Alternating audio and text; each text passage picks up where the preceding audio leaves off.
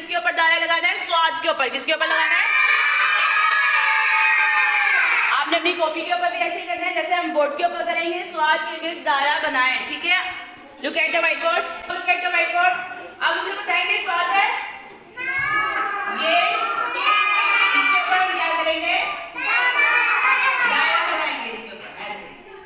आप कौन सा दायरा नेक्स्ट सब व्हाइट बोर्ड की तरफ देखिए। देखिए दायरा किसके ऊपर लगाएगी? स्वाद के ऊपर लगाएगी या फेक के ऊपर? हमने किसके ऊपर दायरा लगाना है? स्वाद के ऊपर। ये लगाना है, स्वाद को तलाश करें और इसके ऊपर दायरा लगाएं। Very good.